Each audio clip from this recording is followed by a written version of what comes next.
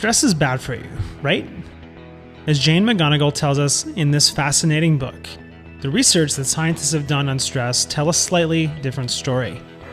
As it turns out, whether or not stress is harmful has a lot to do with how you view it.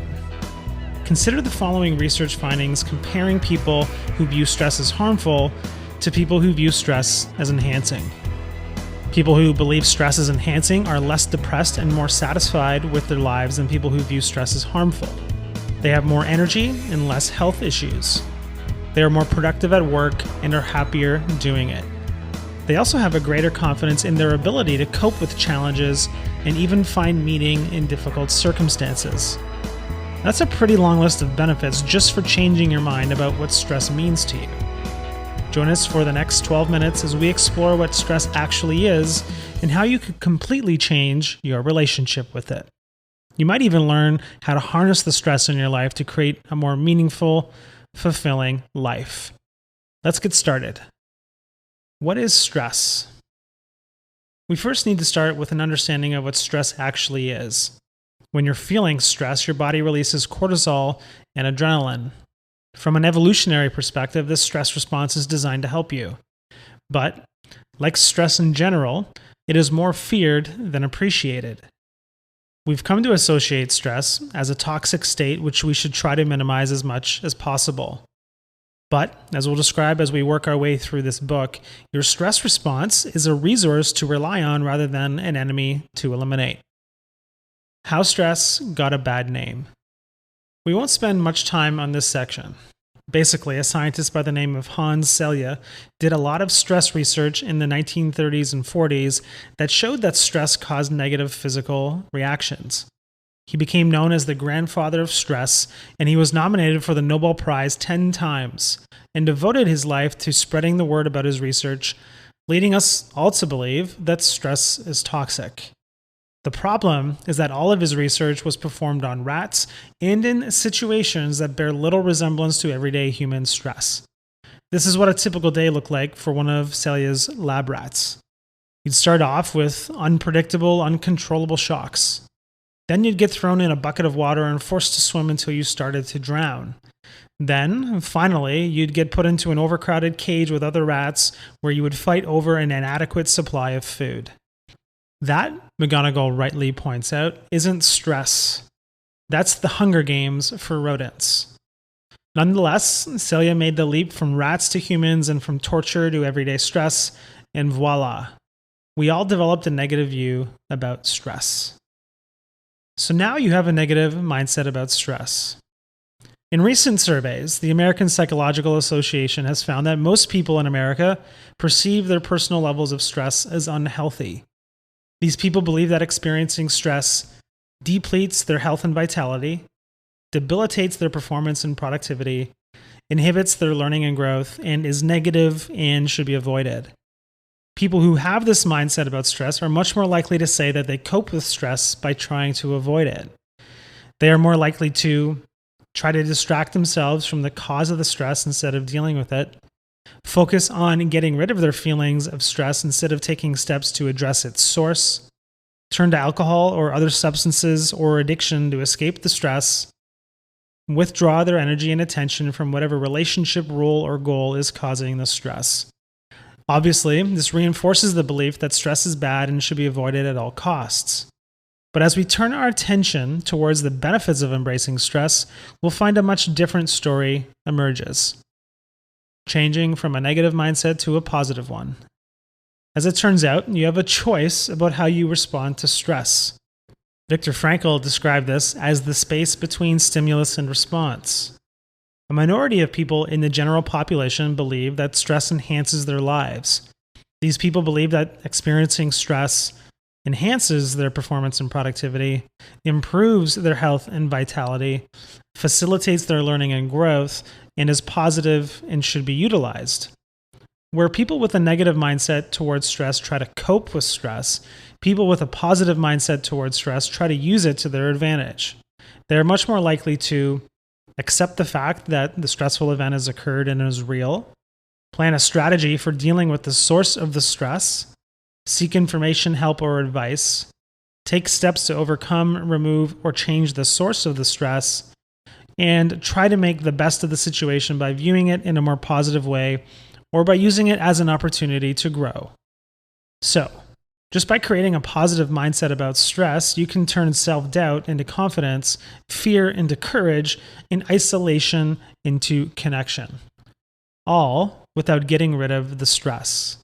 Which begs the question, how do you change your mind about stress? The insight from the research is that you get what you expect. If you expect stress to be a negative experience, that's exactly what you will get. If you expect it to be a positive experience, that's exactly what you will get. There is evidence for this in a lot of different areas of your life. For instance, how you think about getting older has some serious consequences for you later in life. People who have a positive view of aging add on average of 8 years to their lives and have an 80% lower risk of a heart attack. Your mindset not only helps you in the moment, but also influences you to make better decisions in the future, leading to better outcomes. It's as though mindset matters twice. Now let's turn our attention to the 3 different ways that your new positive mindset about stress will help you lead a more productive and fulfilling life. Stress helps you engage. In this section, we'll focus on how you can transform a threat into a challenge. One common reaction to stress is to avoid it, and the most common advice you get when you deal with stress in the moment is to try to calm down. Basically, you should try to find a way to get rid of the stress. However, viewing the stress response as a resource can transform the physiology of fear into the biology of courage. The stress response does a number of things that will help you perform well under pressure. It focuses your attention, heightens your senses, increases your motivation, and mobilizes energy. This is true even when the stress doesn't feel helpful, which is the case when people experience anxiety. When you start to feel your heart pounding or your breath quickening, remember that this is your body's way of trying to give you more energy. When you start to feel tension in your body, remember that the stress response gives you access to your strength. Are your palms sweaty? Good. That means you're close to something you want. Do you have butterflies in your stomach? Embrace them. It's your gut's way of saying that this is something that matters. If you take the traditional advice and try to calm down, you are preventing yourself from accessing the energy, strength, and drive that the stress gives you. So instead of trying to take a deep breath and try to calm down, take a deep breath and sense the energy that's available to you. Then use it. Ask yourself what action you can take that is consistent with your goal in this moment. Connect. How tending and befriending transforms stress. In this section, we'll focus on how you can activate your tend and befriend response to better deal with stress. From an evolutionary perspective, we have this tend and befriend response to make sure we protect our offspring.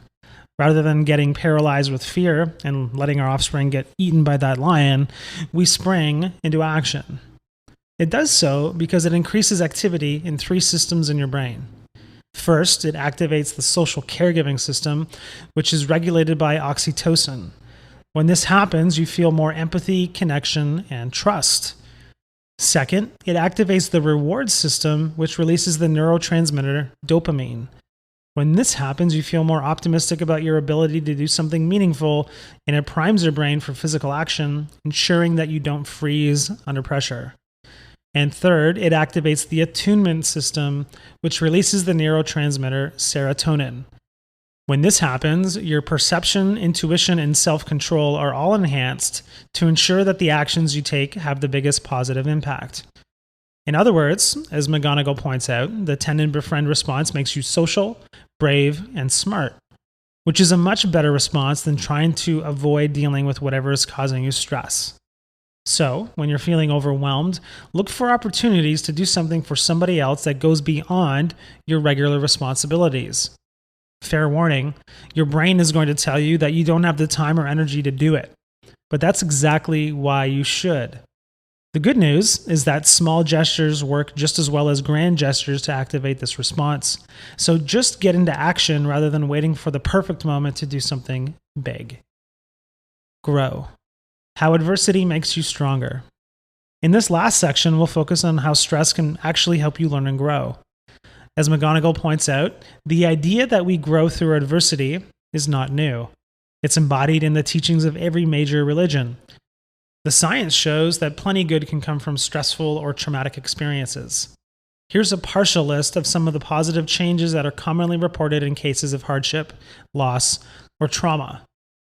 A sense of personal strength, increased appreciation for life, spiritual growth, enhanced social connections and relationships with others, and identifying new possibilities and life directions. The important part, McGonigal explains, is that the good that comes from difficult experiences isn't from the event itself. It comes from you. What it requires is for you to look back on the difficult experiences from your past and to reflect on the positive changes that came from them. Then, when you're faced with future stressful situations, you'll be able to recall how you were able to overcome them in the past to help you overcome them in the moment. This creates a growth mindset towards adversity. Ultimately, if you're trying to do big things in your life, and the fact that you're listening to this would suggest that's the case, you're going to face adversity. Lots of it. How you choose to deal with it is up to you. One path leads to growth and the fulfillment of your goals, and the other leads you to despair and inaction. And when you look at it that way, there really is only one choice.